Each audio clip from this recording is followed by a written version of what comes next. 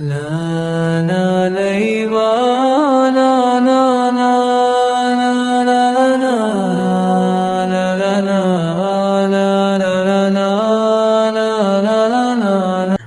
அலைக்கும் வரஹ்மத்துல்லாஹி பரகாத்துஹு.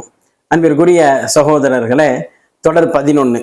நம்மிலே கடன் வாங்காத மனிதர்கள் இருக்க மாட்டோம்.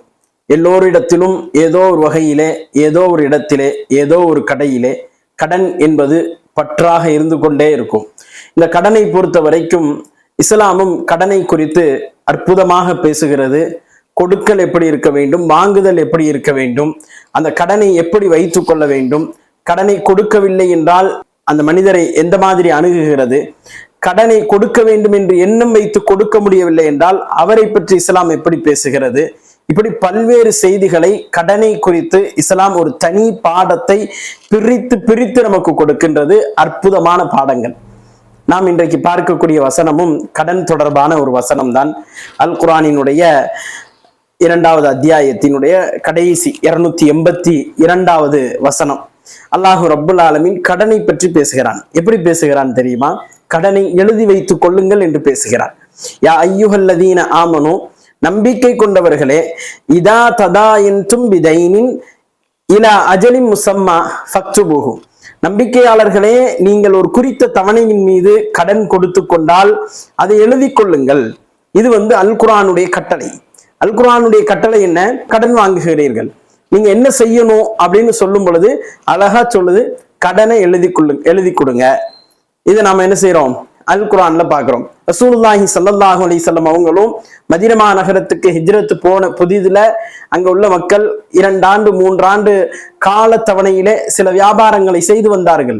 அல்லாஹுடைய தூதர் அவர்கள் அதனுடைய அளவு, எடை, அதனுடைய தவணையினுடைய அளவு எல்லாவற்றையும் எழுதி வைக்க சொன்னார்கள். ஆக எழுதி வைப்பது என்பது மார்க்கத்தினுடைய ஒரு அம்சம். அல் குர்ஆன் சொல்லக்கூடிய ஒரு உபதேசம். அது அடுத்த செய்தி, வல் யக்துப் பைனகும் காதிபுன் பில் அத்ல். அந்த வசனத்தினுடைய தொடர்ச்சி வாசகம் எப்படி சொல்கிறது? உங்களில் எழுதுபவர் நீதமாக எழுதவும். எழுதுறதுக்காக ஒரு ஆளை நியமிக்கிறோம். அவர் என்ன செய்யறார்? 3வது ஒரு நபர் எழுதுறார். 2 பேர், ஒருத்தர் கொடுக்கிறார், ஒருத்தர் வாங்குகிறார். 3ஆம் நபர் எழுதுவதற்காக நியமிக்கப்படக்கூடியவர். இந்த எழுதுவதற்காக நியமிக்கப்படக்கூடியவர் எப்படி எழுத வேண்டும்? நீதமாக எழுத வேண்டும். இப்ப அல் குர்ஆன் தொடர்ந்து பேசுகிறது, வலா யஅப காதிபுன், எழுதக்கூடியவர் மறுக்கக்கூடாது. ஐயக்துப கமா அல்லமஹுல்லாஹுல் ஃபல்யக்துப், அவர் எழுதட்டும்.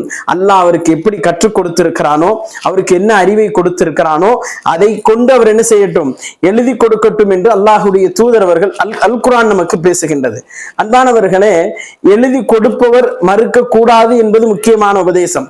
கடன் தானே, இதை எழுத வேண்டுமா அப்படின்லாம் இல்ல. கடன் எழுதி கொடுக்க வேண்டும் என்று கேட்கப்பட்டால் எழுதி கொடுப்பவரும் என்ன செய்யணும்? அதிலே ஒத்துழைப்பு கொடுக்க வேண்டும். எழுதி கொடுங்கள் என்கின்ற ஒரு உபதேசம், அற்புதமான உபதேசம். தொடர்ச்சியாக அல்லாஹ் பேசுகின்றான். வாசகத்தை யார் சொல்ல வேண்டும்? எழுதியாச்சு. ஒரு 2 பேர் கடன் வாங்குறாங்க. இந்த வரிசையா கவனிக்கணும். ஒருத்தர் கடன் கொடுக்கிறார், ஒருத்தர் கடன் வாங்குகிறார், 3வது நபர் எழுதுகிறார். இப்ப எழுதி முடிச்ச பிறகு அந்த பேப்பரை எடுத்து படிக்கணுமா இல்லையா? இந்த வாசகத்தை சொல்வது யார்? அல் குர்ஆன் சொல்கிறது, வல் யும்லில்லதி அலைஹில் ஹக்கு வல் இத்தகில்லாஹ ரப்பஹு வலா யப்ஹஸ் மின்ஹு ஷைஆ. அழகா பேசுது. கடன் வாங்கியவரோ வாசகத்தை கூற வேண்டும். கடன் வாங்கியவர் தான் என்ன செய்யணும்? வாசகத்தை கூற வேண்டும். எடுத்து அவர் தான் என்ன செய்யணும்? எழுதுனதை படிக்க வேண்டும். தன் இறைவனாகி அல்லாஹ்வுக்கு பயந்து அவர் என்ன செய்யணும்? அதை படிக்கணும். ஆகவே அதிலே எதுவும் அவர் குறைத்து விடக் கூடாது என்கின்ற ஒரு கட்டளை, அழகான கட்டளை அல்லாஹு ரப்புல் ஆலமீன் இந்த இடத்திலே நமக்கு பதிவு செய்கின்றான். கடன் வாங்குபவர் சொல்லும் பொழுதுதான் அவரால் கொடுக்க முடியுமா, கொடுக்க முடியாதா, தவணையினுடைய காலம் என்ன, இதை நம்மால் அடைத்து விட முடியுமா என்பதை எல்லாம் அவர் என்ன செய்வார்? மனதிற்குள் ஓட்டி பார்ப்பார். அப்ப அவர் தான் என்ன செய்யணும்? வாசிக்கணும். கடன் வாங்கக்கூடியவர் தான் அதை வாசிக்க வேண்டும் என்கின்ற அந்த உபதேசத்தை அல் குர்ஆன் தொடர்ச்சியாக நமக்கு சொல்கிறது. நீங்கள் நன்றாக பாருங்கள், கடன் வாங்குவதில் இந்த வழிமுறைகள் எல்லாம் நமக்கு கிடையாது. கடன் வாங்கும் பொழுது எழுத வேண்டும், எழுதுறதுக்குன்னு ஒரு ஆளை நியமிக்கணும். அப்படி எழுதுறதுக்கு நியமிக்கப்படக்கூடிய ஆள் எப்படி இருக்கணும்? எப்படி எப்படி இருக்கணும், அவர் மறுக்காமல் இருக்கணும்.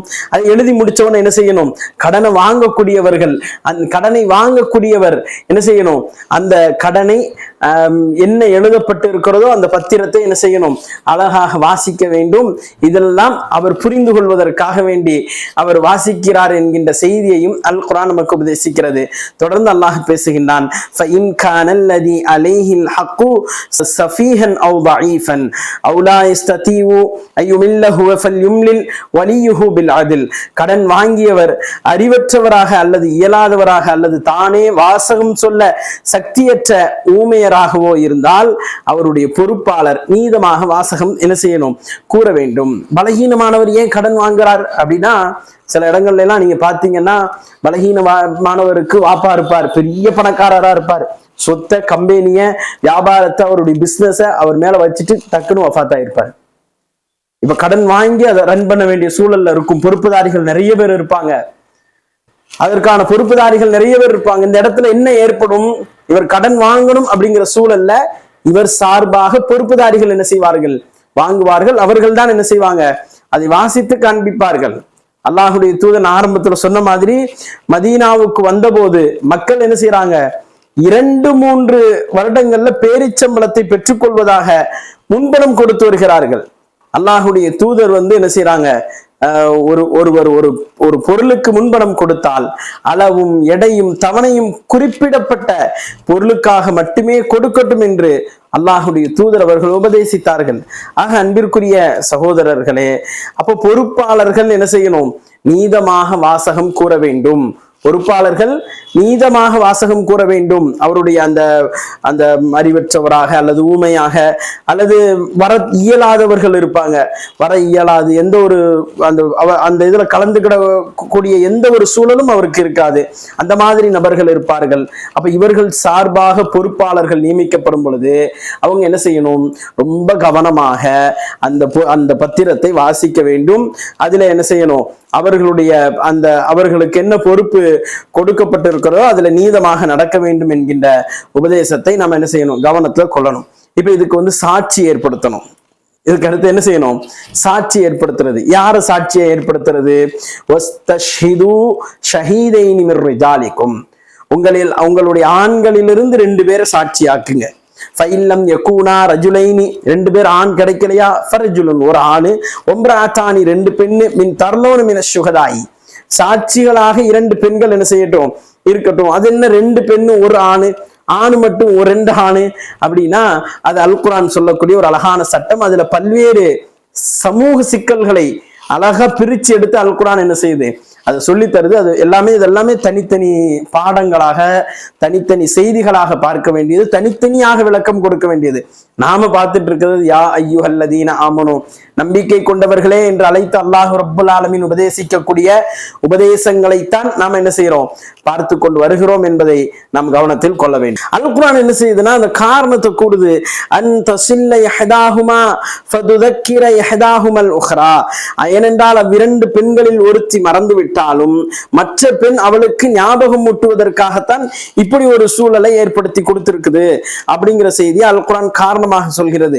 வலா யப ஷுஹதாஉ இதா மாது, சாட்சிகள் சாட்சி கூறுவதற்காக அழைக்கப்படும் போது சாட்சி கூற மறுக்க வேண்டாம். நீங்க பத்திரம் எழுதும் போதோ சரி அல்லது எழுதி முடிச்சு அந்த பிரச்சனைகள் வரும்போதோ சரி, சாட்சிக்குன்னு உங்களை அழைச்சிட்டா என்ன செஞ்சிடக்கூடாது, மறுத்துடக்கூடாது. நான் சாட்சி போடுறேன் அப்படின்னு சொல்லணும். இந்த கடன் வாங்கல் கொடுக்கல என்னது, இந்த ஒரு சட்டத்தை அல் குர்ஆன் சொல்லி தருகிறது. ஒருத்தர் கடன் வாங்குறாரு அப்படின்னா சாட்சியாக நீங்க கொஞ்சம் சாட்சி பண்ணுங்களேன், நான் இவ்வளவு ரூபா வாங்கியிருக்கிறேன்னு கண்ணில் காமிக்கிறாரு. நம்ம சாட்சி போடுறதுனால என்ன இல்லை, எந்த ஒரு பிரச்சனையும் இல்லை. அதே மாதிரி வலா தஸ்அமு, அந்த கடன் சின்னதா இருந்தாலும் சரி பெருசா, பாருங்க ஆரம்பத்துல கடனை எழுதி கொடுங்கன்றுச்சு அல் குர்ஆன். ஆரம்பத்துல மூமின்களே கடனை எழுதி வையுங்கள் அப்படின்னு அல்லாஹ் சொல்லிட்டான். தொடர்ச்சி அல்லாஹ் அந்த அந்த அந்த டாபிக் முடிக்கும் போது அல்லாஹ் என்ன செய்யறான், திரும்பியும் அது கடன் சின்னதா இருந்தாலும் சரி பெருசா இருந்தாலும் சரி அதனுடைய தவணை வரை அதை எழுதாமல் இருந்து விடாதீர்கள். அதுல அசால்ட்டா இருந்துடாத, சோம்பரப்பற்றாத, கடன் தானே அப்படின்னு நினைக்காத. இதனால நிறைய பாதிப்புகள் ஏற்படுகிறது. கடனை ஒழுங்காக என்ன செய்யட்டும், எழுதி கொள்ள வேண்டும் என்கின்ற அந்த செய்தியை அல் குர்ஆன் நமக்கு என்ன செய்யுது, ரொம்ப தெளிவா அழகா நமக்கு உபதேசிக்கிறது. அப்போ ஆரம்பிக்கும் போதும் அந்த டாபிக் முடியும் போதும் அல் குர்ஆன் என்ன செய்யுது, கடனை எழுதி வைங்க அப்படின்னு சொல்லுது. ரசூலுல்லாஹி ஸல்லல்லாஹு அலைஹி வஸல்லம் எழுதி வைப்பதினுடைய முக்கியத்துவத்தை நமக்கு ஒரு வரலாற்று நிகழ்வோட நமக்கு என்ன செய்யறாங்க, தெளிவுபடுத்துறாங்க. ஒரு குதிரையை பேசுறாங்க, ரசூலுல்லாஹ் பேரம் பேசுறாங்க. அந்த குதிரைக்கான அந்த அமௌண்ட்டை தீர்மானிச்சாச்சு. குதிரைக்கார்ட்ட சொல்றாங்க, வந்து வீட்டுல வந்து வாங்கிக்கோ. முன்னாடியே போறாங்க, அவர் பின்னாடியே வராரு. யாரு? குதிரைக்கார் பின்னாடியே வராரு. ரசூலுல்லாஹ் வேகமா போறாங்க, இவர் மெதுவா போறாரு.